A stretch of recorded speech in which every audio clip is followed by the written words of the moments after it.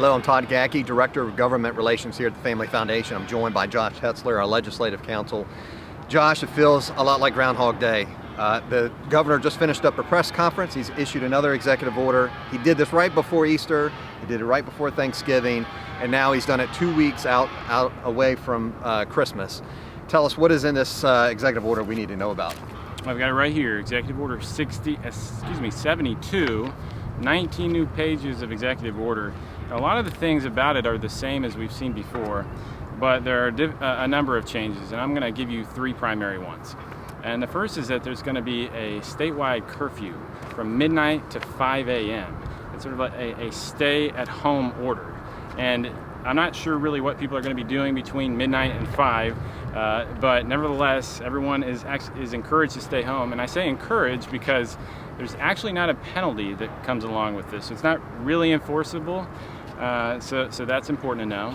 The second thing is now a limit on all gatherings of more than 10 people. It was 25, the governor just changed that a few weeks ago, but now it's 10, and gatherings is pretty broad. However, the good news is it doesn't prevent churches from meeting more than 10, or schools, both public or private. So that definitely is a good thing. However, it does include a lot of other things that weren't included before, such as even some family gatherings. And the third thing is sort of an enhanced mask requirement. Now, we've already been required to wear masks in a lot of settings, but now there's a requirement for indoor wearing of masks in sort of all indoor locations where other people are, except your house, basically. So that is a change and applies basically to all businesses. And then additionally, even outdoors now, people are going to have to wear masks unless you can physically distance at least 6 feet.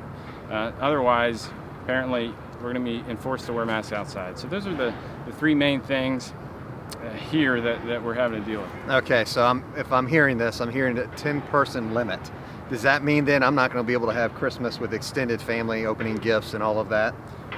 Believe it or not, technically that's what it says, really, or that's what it means. Because so even if you have, let's say, 8 people who live in your house, and you have 3 people who are family members who live in a different house, and you get together for Christmas turkey, technically that's more than 10, and that's a gathering that's not allowed. So there's some real issues here that people are going to have to think about. Well, along the same lines, you mentioned that some of this doesn't apply to churches. I love to sit with my family in church. We're a large family. Does this mean then I won't be able to sit with them based on the social distancing? That's another interesting component here, is that even though churches are not going to be restricted to the 10-person limit, they do now have to follow a long list of rules if they're going to meet. And one of them is that no one can be within 6 foot of one another, including family members. So if you have a large family, you'll all have to be spread apart, I guess. It used to be that families could sit together. Okay.